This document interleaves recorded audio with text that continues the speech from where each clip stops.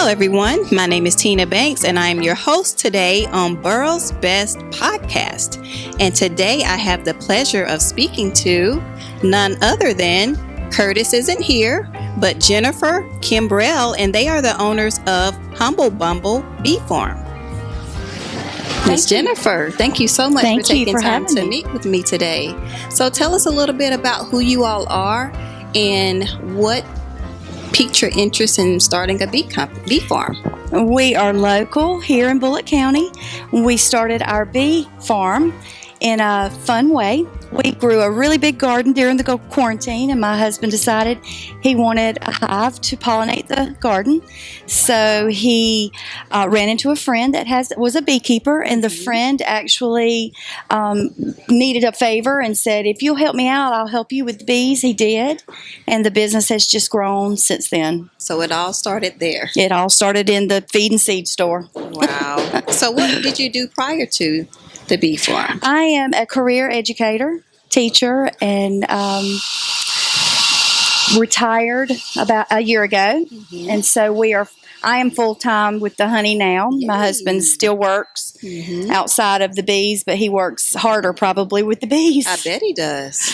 Yes. Yeah, so how did you guys come up with the name for it? It was just sort of a brainstorming. Okay. We came up with the name just brainstorming, all as a big family. Mm-hmm. And it's so fitting, though.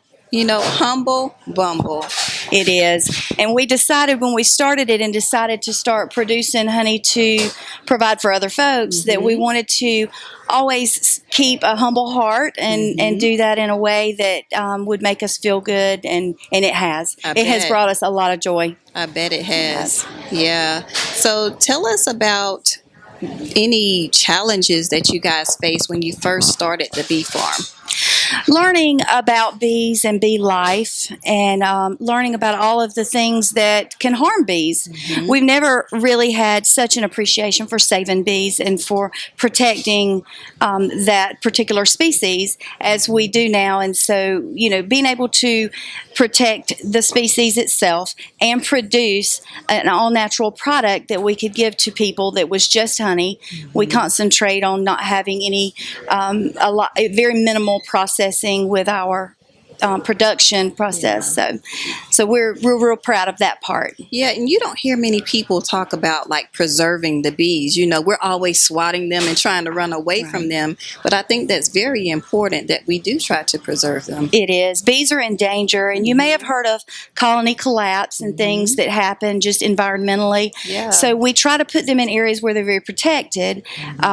Pesticides, insecticides, and things like that. We're very mindful of when we put the bees out in the yard and if the bees will be able to, if they'll be exposed to those kinds of things. And and we also have gone to locations and rescued bees as well. Mm-hmm. Wow. I didn't know, when you blessed me with this sample of honey, and when I look at it, I'm like, oh, it's beautiful, but I don't know what all it entails to get it from the bees to this point right here.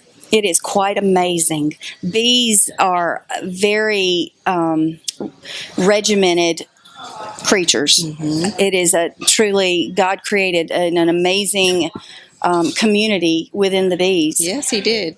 He, in a hive, the hive is made up of, it can be 50, 60, 70,000 bees in a colony of bees. Mm-hmm. One queen. One. There's no exceptions. And just one. That's right. And isn't that amazing? I can't wrap my head around it. I know. And her job is only to lay eggs and produce more bees.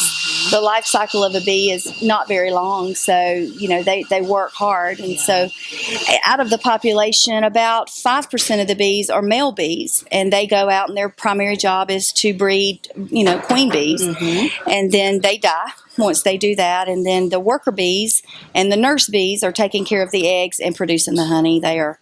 It's very interesting. And so that's the life cycle. That's the life cycle. Itself. It does.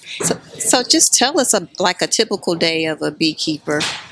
Typical day of a beekeeper would be, we don't go into the hives every day. We try not to interrupt their, process. Mm-hmm. But we do go into our bees at times we watch the bees, the behavior of the hive, and there are some signs and things that may show us that they may be, in harm for some reason.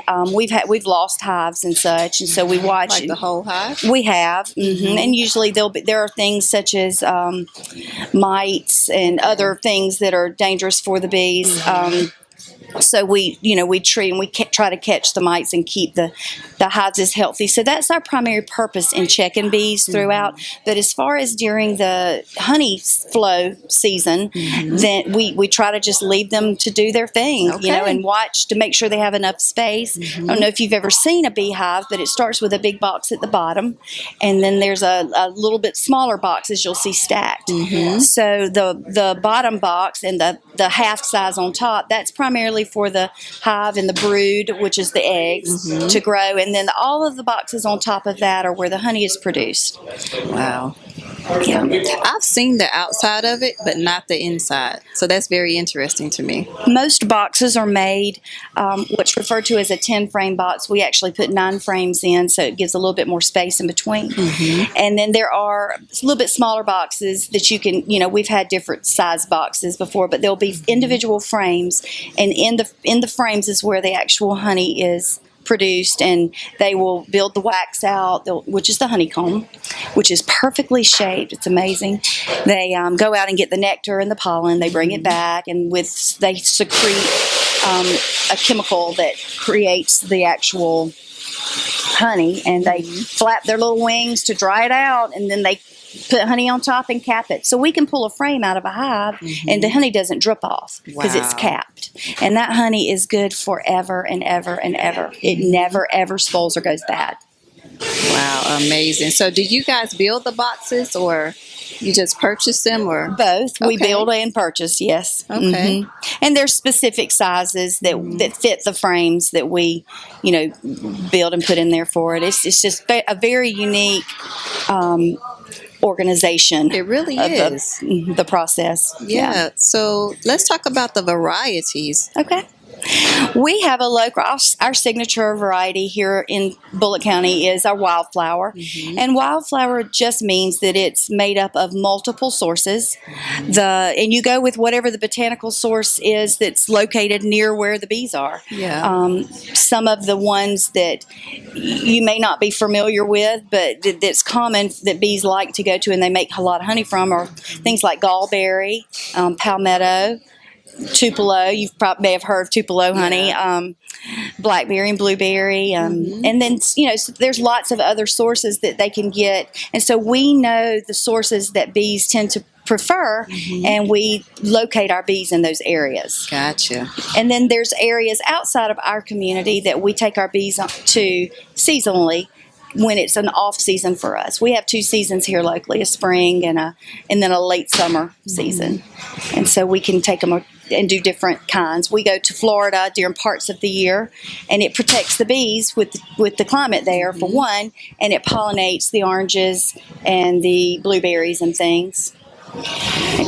And then we just went to the mountains, and we actually got our bees from pollinating sourwood trees. So that's yet another and a very desirable variety. So those select varieties are available at times, but all the time we have the wildflower. So when you're talking about we took the bees, like you're literally packing them up and taking them.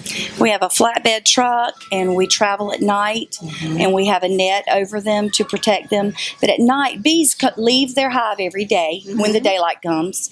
They go out and they're doing their work. Yeah. The male bees are out, doing their thing. The others are getting nectar and pollen and bringing it back to the hive. But at night, everybody comes home. And so once they all come home and they're back in their hive, we load them up on trucks and truck them to different locations. There's quite an industry of pollination. So some people are beekeepers and they are there to produce more bees. Some people are beekeepers that primarily just produce honey, and then some are there primarily just to pollinate. Gotcha. And we know some folks that take bees that will truck them all the way to California. Really? For almonds and different crops in different areas. There are many crops that will not grow without pollination from, insects and birds. I know it's super important. Yeah.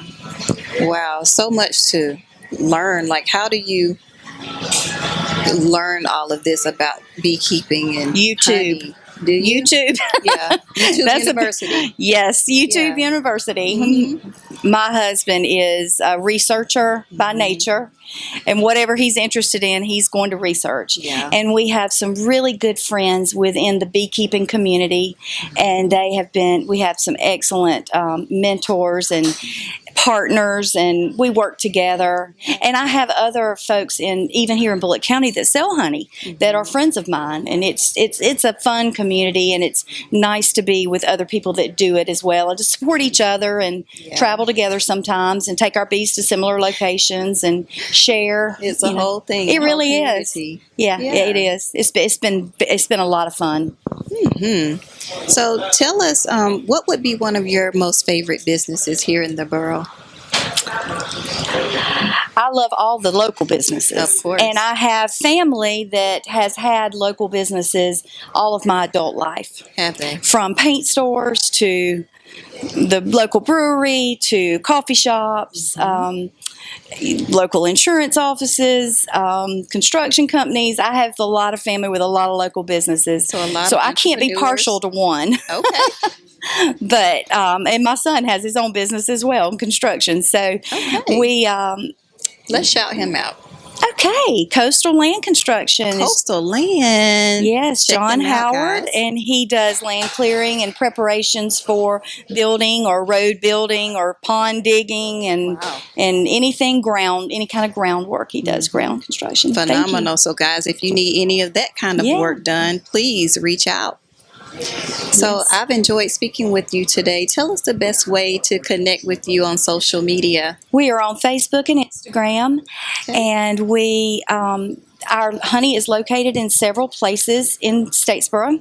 We're located at Cool Beans Espresso Bar. Yay! We're located in the Visit Statesboro, the Convention and Visitors Center. We're located at the Hot Vintage Market, an antique shop in town, right off Main Street. We're located at Ageechee Steamers, another local business right here in Statesboro. And hopefully we'll be located in some other places very soon. And I offer complimentary local deliveries. So our phone number is listed on all of our social media, and I, meet or drop off honey at front porches, mailboxes. And we can find you at the farmers market? You can find us at the farmers market most Saturdays. We actually tag team with another honey vendor. There's several honey vendors, and so we tag team with them and share some space down there. That's awesome. Well, guys. And Market to Go. Market to Go. Market to Go is available every week. Yeah. Okay. Yeah. Well, thank you so much for taking time to speak with me today. Thank you very much. I've enjoyed learning more about your business. Thank you. And guys, we will see you all in the next episode.